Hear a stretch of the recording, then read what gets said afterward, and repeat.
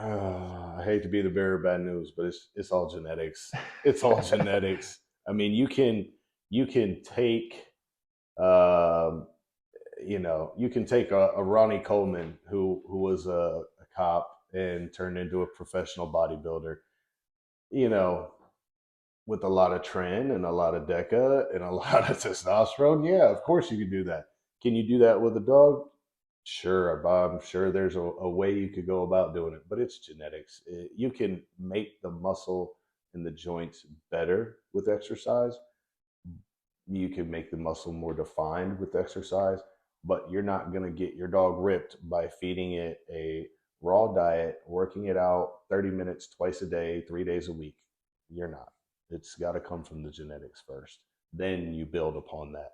And that's one thing I really did want to say in this interview. People do not realize, but your bullies' joints do not set until they're 8 to 10 months old. It's rubber. It's just like a human baby. So you put in all this protein and all this raw in their diet, you're going to create hip dysplasia. You're going to create hip or elbow problems before the growth plates are even sealed. Pay attention to your pups and their blood, and trust me when I tell you, don't add more protein on their diet than they need for the first 8 to 10 months. It's not going to change anything. It's really not. Yeah, I had a previous guest on here, Trig the Bully, and he touched on that as well. He was saying that a lot of these defects that's in these dogs is not the dog, it's the owners. The Absolutely. things they doing, to the dog, Yeah. and like you just said, like stop thinking you got to put all of this dine and all of this other Oh stuff my on the God. food and all of this other stuff No. to beef. See, the problem, I think everybody want this bully dog right out the gate. They want to take these pictures of their pups looking all big and chunky and all of this, and they don't realize you hurting that dog, man. Yeah, absolutely. Papa Pitt has said it before. I've said it on numerous pod or lives. But if you want to look at your puppies, look at their structure only.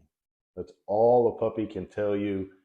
Even at 8 weeks old, it barely is telling you this much. I mean, infinitesimal. It's not comparative to what you're going to see out of that dog at 6 months, 10 months, when you can actually see something. So the puppy puzzle is a video. The Hastings approach, the puppy puzzle, is a video on YouTube. I highly recommend everybody goes and checks that out. You're looking at a breeding couple, the Hastings, that bred for 30 years, worked with the university, worked with veterinarians around the globe to try and put this together on how do you pick a keeper. Highly recommend watching that video. Very, very highly.